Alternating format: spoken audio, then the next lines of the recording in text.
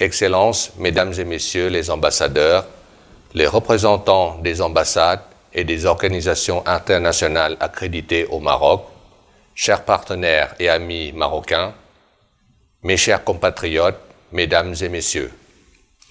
En tant qu'ambassadeur du Royaume de Thaïlande au Royaume du Maroc depuis presque 2 ans, je me réjouissais à l'idée de vous accueillir tous et toutes en ma résidence pour célébrer la fête du 5 décembre, comme c'est habituellement le cas, mais c'est malheureusement impossible cette année en raison de la situation actuelle.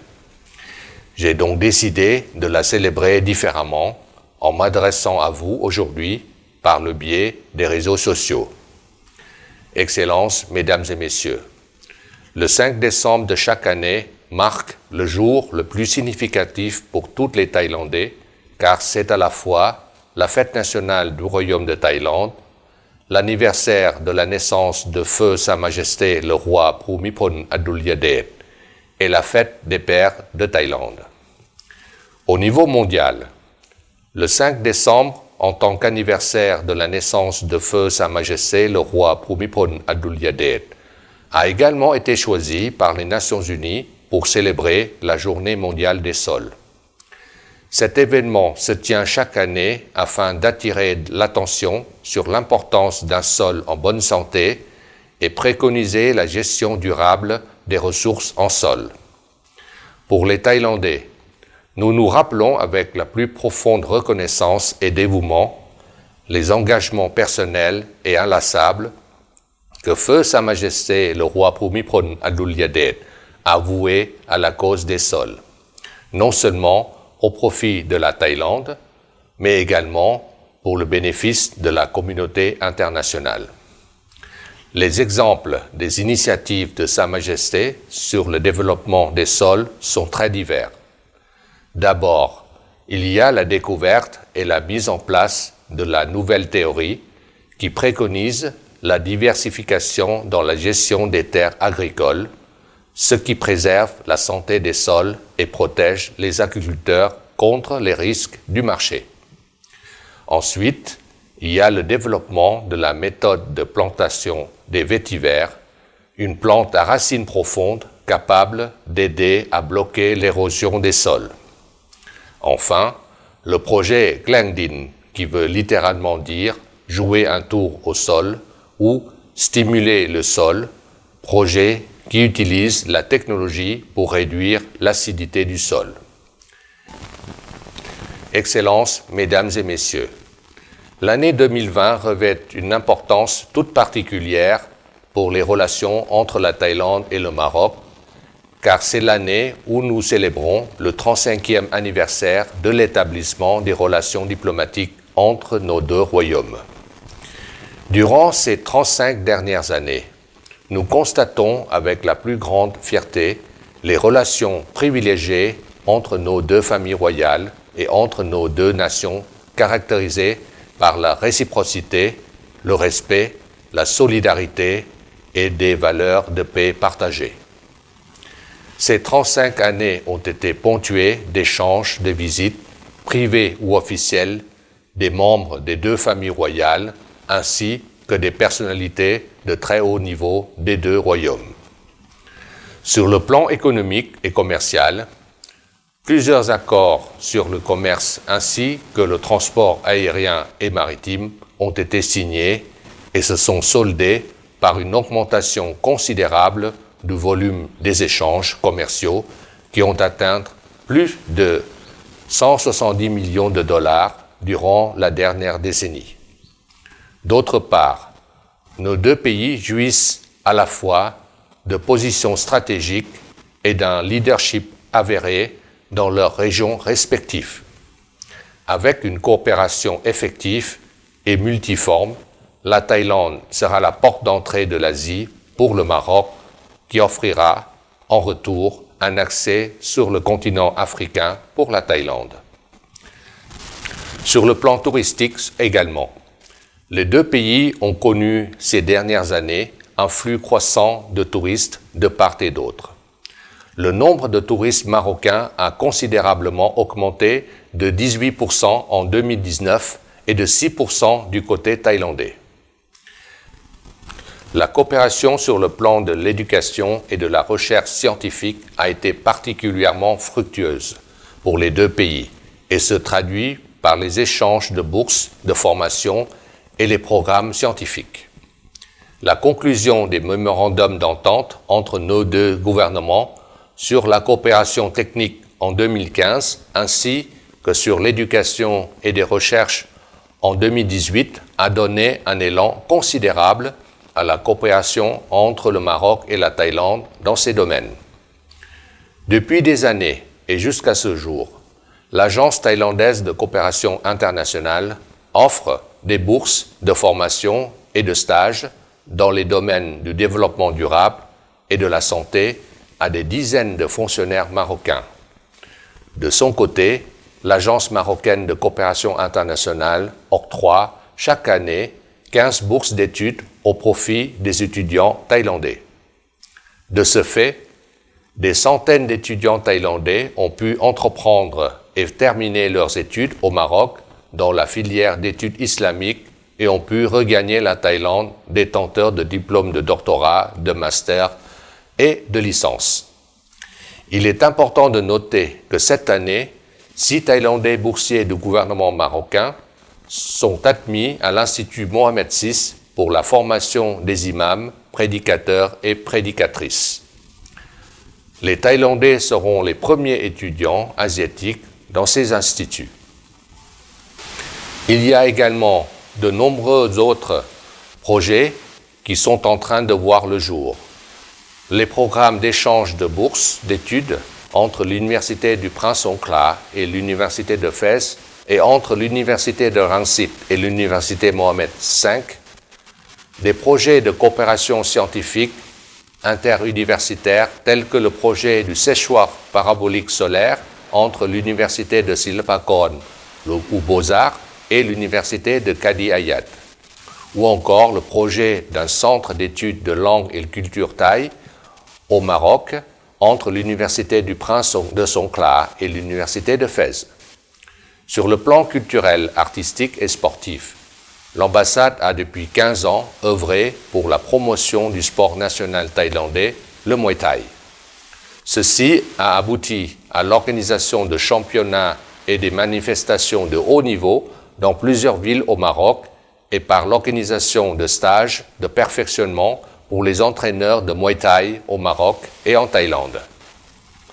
L'intérêt des Marocains pour le Muay Thai est important et s'est exprimé dans la montée fulgurante de nombre de ligues et de pratiquants marocains qui s'élèvent actuellement à plus de 600 clubs et de 12 ligues pour un total de plus de 16 000 pratiquants. Par ailleurs, nous sommes toujours agréablement surpris par l'engouement des Marocains pour la culture thaïlandaise sous tous ses aspects. Les festivals culinaires thaïlandais que l'ambassade organise annuellement en collaboration avec l'OFPPT ont toujours eu des grands succès auprès du public marocain. Sur le plan des relations multilatérales, les deux pays ont également apporté des soutiens continus et réciproques au programme des uns et des autres dans les forums multilatéraux pour faire avancer les projets internationaux et relever les défis communs. Excellences, Mesdames et Messieurs, malgré la crise de la COVID-19 qui a commencé en mars 2020, nos deux pays ont tout de même mené des activités adaptées au contexte de la pandémie et le confinement pour célébrer le 35e anniversaire de leurs relations diplomatiques. Sur le plan diplomatique, la célébration a été marquée par un échange des lettres de félicitations entre Son Excellence M. Don Paramatvinai, vice-premier ministre et ministre des Affaires étrangères du Royaume de Thaïlande, et Son Excellence M. Nasser Bourita, ministre des Affaires étrangères, de la coopération africaine et des Marocains résidant à l'étranger du Royaume du Maroc. Il y a eu également la tenue d'une réunion virtuelle le 10 août 2020 entre Son Excellence M. Othman El Ferdaous, ministre de la Culture, de la Jeunesse et des Sports du Royaume du Maroc, et Son Excellence M. Itipron Kunplum, ministre de la Culture du Royaume de Thaïlande. Cette rencontre permettant aux deux pays de discuter sur plusieurs axes de coopération dans le domaine culturel et prévoir la signature d'un MOU prochainement qui permettra aux deux pays d'échanger des experts sur la digitalisation des activités culturelles et du patrimoine immatériel, ainsi que sur le jumelage des agences culturelles des deux royaumes. L'ambassade royale de Thaïlande à Rabat s'est elle-même engagée activement pour célébrer ce 35e anniversaire. Après la cérémonie de remise de mes lettres de créance à Sa Majesté le roi Mohamed VI en début de l'année, et après l'entretien qui m'a été accordé par son Excellence M. Saad Eddine El Othmani, le chef du gouvernement marocain, plusieurs activités dans les domaines culturels, artistiques et sportifs ont été organisées par l'ambassade en respectant des mesures de distanciation et suivant la nouvelle norme durant la pandémie Covid-19. Ces événements sont notamment le championnat national virtuel du Muay Thai du 5 au 15 juillet 2020, dans lequel l'ambassade a apporté son soutien actif à la Fédération royale marocaine de kickboxing, Muay Thai, savate et sports assimilés dans son organisation afin de préparer l'équipe marocaine pour le championnat international virtuel du Muay Thai en octobre 2020. Et sur un tout autre plan, la semaine gastronomique thaïlandaise en mode virtuel que l'ambassade royale de Thaïlande à Rabat, en collaboration avec la Fondation diplomatique et l'Office de la formation professionnelle et de la promotion du travail, ou l'OFPPT, a organisé en septembre et octobre 2020. Cet événement avait pour but de promouvoir la gastronomie thaïlandaise et des restaurants thaïlandais authentiques au Maroc. Des chefs thaïlandais de renommée ont été réunis, chefs des 9 restaurants thaïlandais au Maroc qui ont été sélectionnés pour être labellisés Thai Select, un sceau qui distingue les établissements qui représentent avec l'authenticité et richesse du patrimoine culinaire thaï. Cet événement a permis au public marocain de découvrir la fameuse cuisine thaïlandaise, patrimoine immatériel de la Thaïlande. Excellences, Mesdames et Messieurs, je ne voudrais pas terminer mon discours sans profiter de cette occasion pour saluer avec déférence les remarquables efforts du gouvernement marocain pour éradiquer la pandémie de la Covid-19. Le Maroc a été l'un des premiers pays qui ont mis en œuvre des mesures strictes et proactives pour freiner la propagation de la pandémie, ce qui lui a valu de s'ériger en modèle pour les pays voisins en matière de gestion de cette crise sanitaire.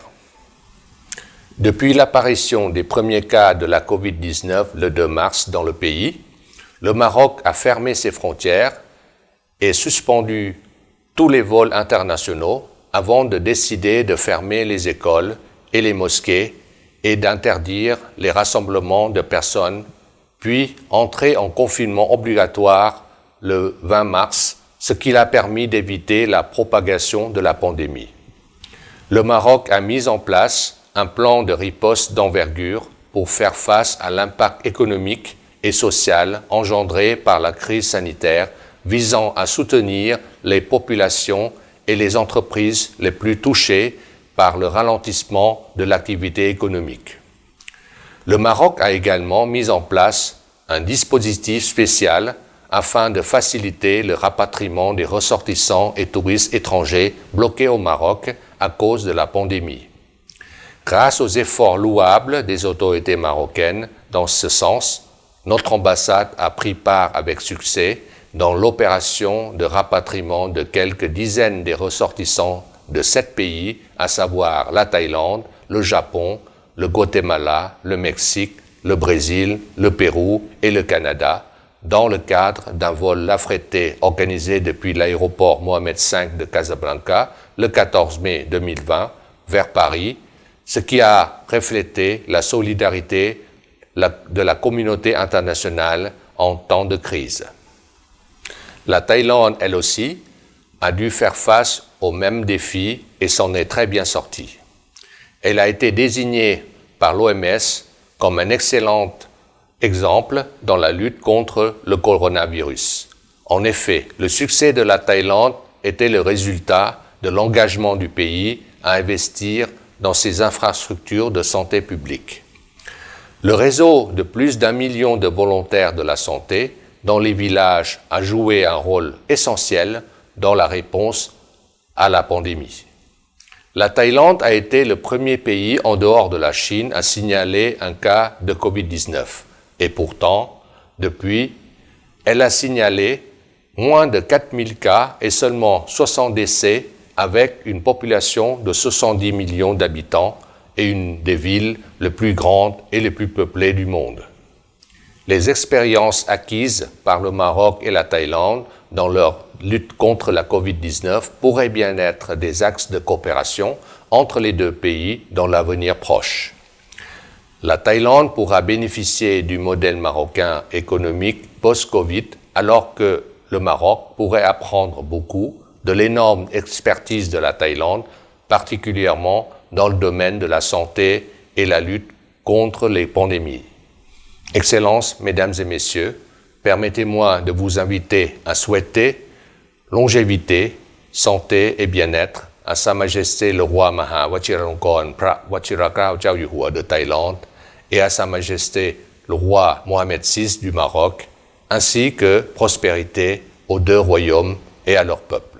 Je vous remercie.